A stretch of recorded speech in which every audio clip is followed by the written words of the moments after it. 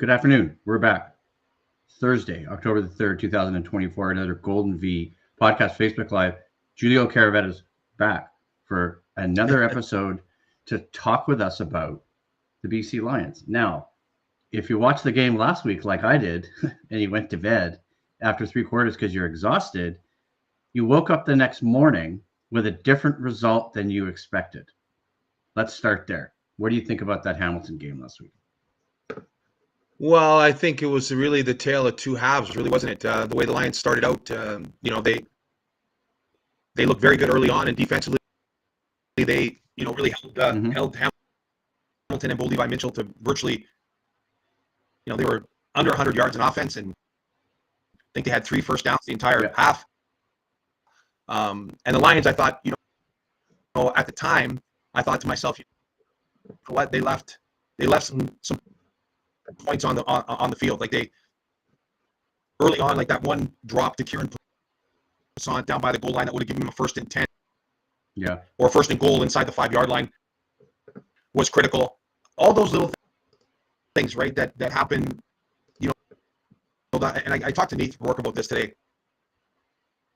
was just those 5 or 6 plays that when you go back and watch the film, that, you think, hey, if we could have capitalized on that situation or that play, that it would have really kind of changed things.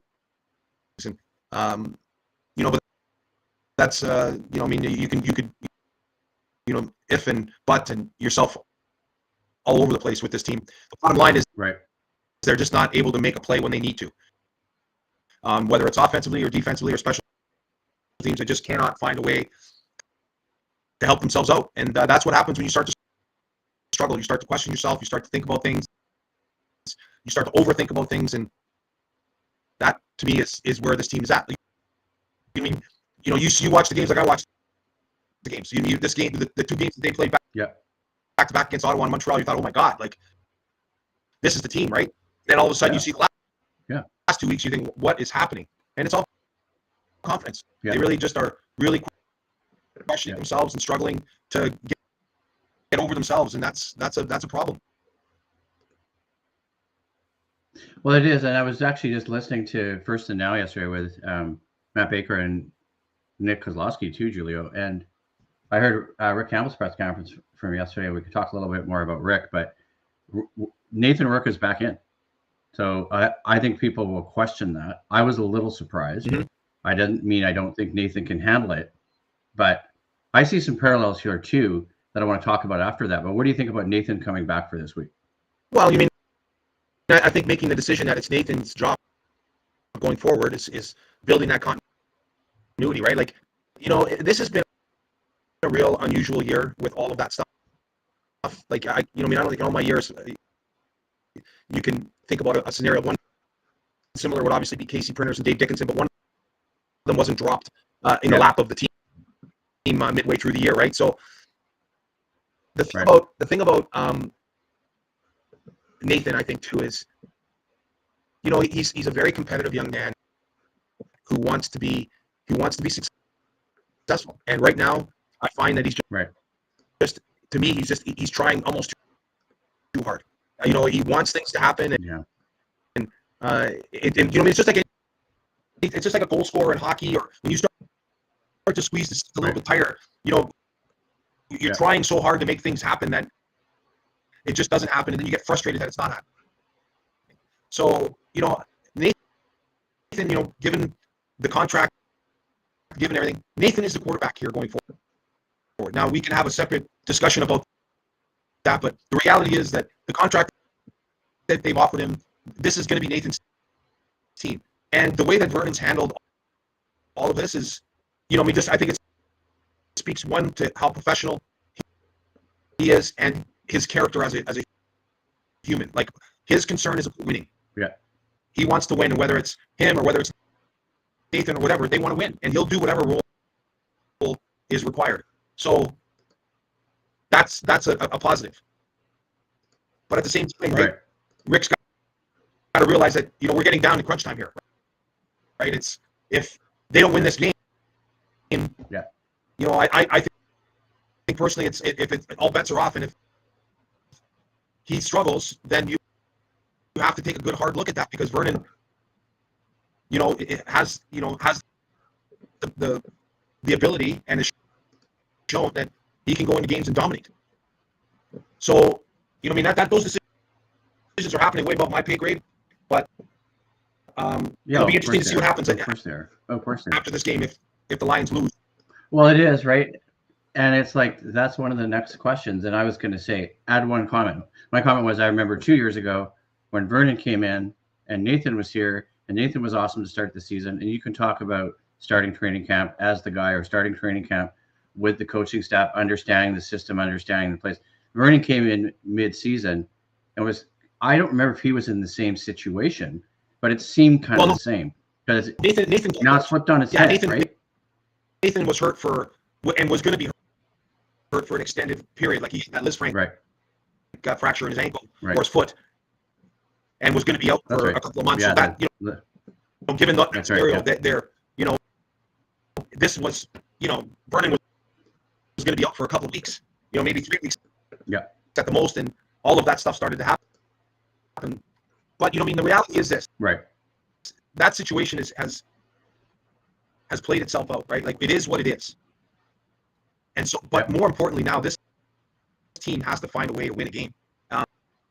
And this is I said that last week, and I'll say it again. These are must-win situations, right? You win today, or you win tomorrow, and all of a sudden, you're heading to heading to Saskatchewan to play essentially for second place and a home field game, and that's going to be huge too. So there's still so much on the line here, and I think we talked about this earlier on. Was, I think we both agreed that this Western Division was going to come down to the wire. Like, there's still so much football left to be played, and that's exactly what's going to happen, is that this thing's going to get brought right to the wire. Yeah, it is. And I was thinking about looking at, obviously social media like Twitter, thinking about Rick, but, and a lot of the fan calls on social media for Rick's job. And then I hear it filtering in, like into sports shows, right? And I have a couple of things about that. And I don't think it's Rick's status beyond being fired. One, he's the co-GM. So maybe he's overextended himself a little bit, and you can elaborate on that. If he's co-GM plus a coach, that's not easy, right? But guys like Wally Bono did it here before. So there's that. Rick's also the co-GM with Neil McAvoy. And the only people that could really remove Rick is, I guess, Dwayne, who's the president of the BC Lions. I always mispronounce Dwayne's last name, Armar Doman. And I don't see that. One thought I have on that is, and I'll let you share your thoughts next. I remember this team 2017 to 2019. How many coaches did we have? Rick Campbell was brought in to bring stability. Okay. 2021, they weren't a great team. He had no shot in 2020 because the COVID year canceled the season. Yeah. Rick's had 2 great seasons following those at 12-6 with Nathan and Vernon, losing to Winnipeg in 2 Western finals. Okay. Even if they stumbled more this year, I don't see Rick going this year unless they really bomb. But I want your thoughts, because I think Rick sticks. No, I agree with that. I think that he's proven that he's a very good coach. And yeah, he is. And the circumstances are what they are. The reality is this: we live in a world now where, with social media and everything else, that everyone can chime in. Like, Rick's just, that's what happens when you start to lose football games. You're going to have people chime in on that. And unfortunate for them, they've had some key injuries. They've had a few things, happen to their roster. But at the same time, I think one of the things that happens in certain years is that you hope that you're going to get certain play from certain people, and they're just not living up to their expectation, right? And that has an effect. And so this is the one thing that I will say is, and I've struggled myself with this, because I get a lot of people ask me, what's wrong with the team? Well, of course you do. What's wrong with the team? And is it the coach? Is it this? Is that? I can honestly tell you, I can't put my finger on one area or one thing and say that's why they're losing. Like, it just seems It just seems that every aspect of this team is taking a turn at not performing at the right time, or making a play at the right time, or maybe that right coach's decision at the right time. All those things, everybody has a role in this, but it's not. I just can't say one thing. As I said, like, you know, Moj and I always talk about the need for complementary football. You need your offense to pick your defense up. You need your defense to pick your offense up. You need your special teams sometimes to pick both the offense and the defense up. Yeah. And it just seems that they're not able to do that at those critical times. And, you know, Rick's been very, very honest and upfront about that. And he admits that that's the problem. So, you know, these kinds of discussions happen, but I don't believe that the coaching is an issue. I think Rick's a seasoned pro. He knows, he's been around the league a long time. And I think that, you know, I think he still has the respect of everybody in that organization. But the reality is this: you need to win, right? And there's pressure on this team given the fact that they're hosting the Grey Cup. So, that's a big part of the expectations. Oh yeah. What I thought was ironic too was the game against Toronto, and you have to dig back to remember this, when they honored that 2000 team. Yeah. Now maybe that 2000 team was different, but there's a lot of parallels with that 2000 team, because I went to games in that season and was cursing that team on the field, right? Because of how frustrating they were. And then they went and won the Grey Cup. Yeah. Well, here's the right. Here's the scary part. If the Lions were to win, like say, they win this week and then they go to Saskatchewan and win, and then win against Montreal, like all of a sudden you've won 3 games in a row. And now all of a sudden you're like, hey, we're hot. We're, you know, I mean, it can, and we've seen it over and over in this league. Well, Montreal last year. You get on a roll at the right time, right? And you can take that right to the end. So again, it's one of those crazy years in this league, and I really don't know what's going to happen. I really don't. Right. I mean, there's a couple of things here that I'm looking at too that play into factor, and one of them is injuries. Obviously, you know, David Mackey's not going to be activated. I heard about that on First and Now. They brought in Dylan St. Pierre. This thing about Jeshurun Antwi being brought in from Montreal to complement a guy like Standback. Talk about that a little bit, because that's a really I asked Neil today about that, and that's exactly what they got. They want to be able to, the potential there is that he can be the backup running back, because, you know, I mean, he's a very good runner, and he gives him a lot of depth and experience, and it gives him some roster flexibility, right? If he can play, if he can, you know, be the backup running back, and all of a sudden, you know, you're going to be able to take someone else off and maybe play an American linebacker. I think that's probably that's going to move to next week. So, you know, I mean, just runs Antwi is he's very versatile. He reminds me a lot of David Mackey, and Mackey's injury, as you say, right. He's like a toy.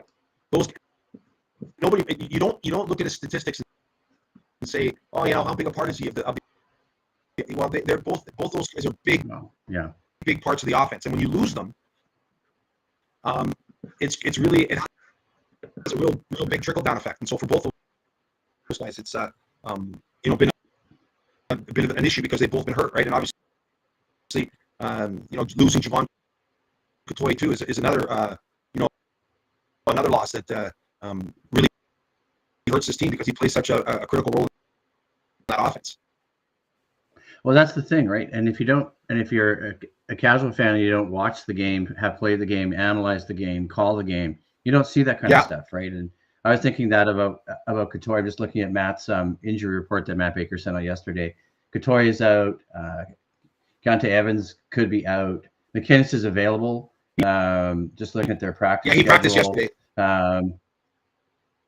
Right. So, I mean, there are some injuries at play here, and there has been that way all season, right? So, well, that's every team has to deal with it. You know, you're not gonna cry to Dave Dickinson about injuries. Nope. He knows better than anybody about some of the injuries that in this league, you're only gonna go as far as your depth, depth, right? You need guys to step in and play well for you when they do have injuries, and that's the reality of this case too, right? They need to get some of these guys, but the problem lies in this: is that sure you need these guys to step up, but the problem lies in the continuity, right? Offensive line wise. Yeah. How many times have we seen injuries now play a role where again they're going to start a different offensive line because of the injury to Corey Packer? Tyler Packer, right? You mean I just Tyler Packer. Yeah, there's a trickle down effect of all that, right? So yeah, Collins is out. Now you got to play Stanley Berryhill in a different spot. Maybe there's other moves. Now all of a sudden, if Couture's not playing, okay, how do you handle short yardage? How do you handle this? How do you handle that? All of these things have a huge effect, and then it affects the continuity because you're now the quarterback. If you have all these changes, you know you're looking at a guy and thinking, okay, is he gonna do what I think he's gonna do? And you practice it, but in games sometimes it doesn't work like that, right? That little bit of a hesitation or a misstep, or we're talking about these offenses nowadays, they're run with such precision, like half a yard or 2 yards is a big difference in how a guy runs a route and where the quarterback's going to deliver the ball. And then sometimes it's low, sometimes it's high because he thinks that it's going to be shorter or it's going to be longer. It's those things to the naked eye or to the casual fan is going to say, oh yeah, that's an incompletion. Well, they obviously blame the quarterback. Well, but you don't know. Maybe the receiver was supposed to run a 14-yard out instead of a 10-yard out or a 12-yard out. Those yards make a difference. So, well, that's the thing, right? In that Calgary game, the game against Hamilton last week, the way they kicked it off, they came out, great start. Nathan gets a touchdown, 7-0. Another score, they probably could have had a touchdown, but they still got a field goal. And then they went 0-4 with 2 and outs, right? Yeah. And is it Berryhill who was the receiver that missed that ball in the one play? Because there's people on social media complaining about number 74. I probably have to look him up on there. And you know what, the thing about that, like, I understand, social media, and I get it, but yeah, he's a young receiver. He dropped the ball. Well, that's what I was thinking. It happens. I mean, the kid works his ass off. Well, it does happen. Yeah, and it happens. Well, yeah, it does happen. It's happened to every one of those receivers where they dropped a critical ball at a critical time. So you know what? That's football. That's sports, and so you got to move on, right? And again, the game wasn't won and lost on that one play. Now, there were several other plays that it was sure.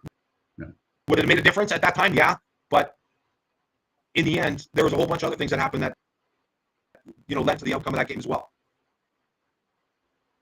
Well, and that's the funny thing about even a team like Hamilton. Like, look at Levi Mitchell. I was looking at some of his stats, but they're a 5-9 team, right? I mean, Mitchell's stats are great, but they won that game. But Hamilton confused me because I was like, they were great in the first half, but then as crappy as the Lions played in the second half, they still lost that game in overtime on a very suspect pass interference call. So given all those things, those are those, like I said, the 4 or 5 plays in the game that you look back and say, oh my God, right? But again, we can go over and over all that stuff. The Leafs have to find, or the Leafs. I'm looking up at the TV and the Leafs just the Lions. Nice. The Lions. I'm watching SportsCenter. That's why it's on mute. And they're just having. Yeah, no, it's all good. It's all good. So, anyways, but the Lions need to find a way to make those plays. And if they don't, they're not going to win. And it happens in this game in the CFL this year. How many of the games have come down to the wire? How many games have come down to the last 3 minutes? Well, they always do. That's part of the CFL and the excitement of the CFL. So, at least I think. Right? That's why you watch it. When the games are coming down that tight, then every single play matters. And you have to be able to make those plays. And if you're not going to win. So, Well, I mean, they got to find a way to make. Like, look at Winnipeg's margin of error too. Like, look at Winnipeg's margin of error. They're 2-7. They won 7 straight. Figure that one out, right? Yeah, well, those plays, and now they're back on top and first again. Yeah, right? But those losses that they were having were all. It's not like they were getting blown out. They were just not making those plays and losing out with field goals or losing close at the end of games that normally they win. So it's football. That's what happens. Yeah. I just want to pull up the depth chart here, and then we'll wrap it up, because I sent it to you in advance. This is Matt Baker's. This is Matt Baker's stuff that he sent out. He actually just sent out an email too with an update, so people are aware. Changing the roster and position chart. He sent it out 2:19 p.m. Just announced this. Changes attached to reflect we removing the brackets from defensive linemen's Banks, Betts, and Covington. Otherwise, no changes to the lineup. So that's Matt being on top of it, and I'm going to throw that on the air. But let's get this lineup up here, because there's some really interesting stuff going on here, right? And I thought the exact same thing about that young receiver, right? People were like, I mean, social media is one thing, and people are pissed off, but I thought the exact same thing about him. I was like, young receiver gets put in a game, pressure situation, makes a mistake. Okay. Did guys like Brian Burnham when they were young make a mistake like that? Probably. I can almost guarantee it. Right? I mean, every receiver on this team has taken a turn at dropping a ball at a critical time. Yeah, exactly. All right. Well, let's look a little bit. I want to move to starting on defense, because this defense has had its challenges too, right? And I mean, I'm curious to see what Ryan Phillips has to say about it. Sometimes I don't hear him that much in the media or on TV or he's being interviewed, because he's built this defense, and you and I talked in June the first time we were on about a guy like Ronald Kent Jr., right? So, I mean, obviously he's experiencing some growing pains. We've seen what Christian Covington can do.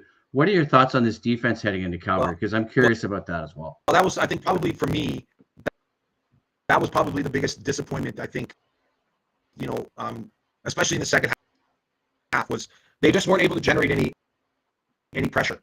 And, they did, when they did sack the quarterback, they were sacking the quarterback because of blitzes, right? I think Gary Peters had a sack. I think Manny Rugamba had a sack.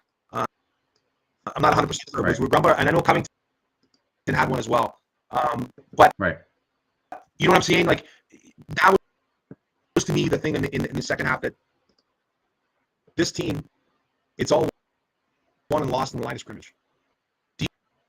Defensively, you need to get after the quarterback. Right. And especially a guy like Bo Levi, who's been around the league and has seen pretty much everything. If you let him stand on the spot and start throwing the ball downfield, he's gonna eat you alive, and he showed that, right? I mean, he got on a roll. He was, he was balls out of his hands. He was getting. There was nothing that was disrupting that flow. They need to get pressure on the quarterback, and they need to be able to do it with four guys. So that front 8 guys, Tuyama and Banks and Tavai and Betts and Sadiq and Babaye, Covington, all those guys, they need to get after the quarterback. And they've done a decent job of it, but it has to be sustained, right? So if they can do that, then you're going to cause the quarterback to get rid of the ball a little bit quicker. You got to try to anticipate throws a lot more, because you're afraid you're going to get hit or take a sack.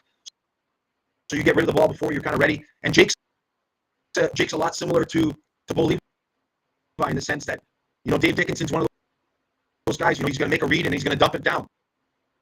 And that's another problem that the Lions have had.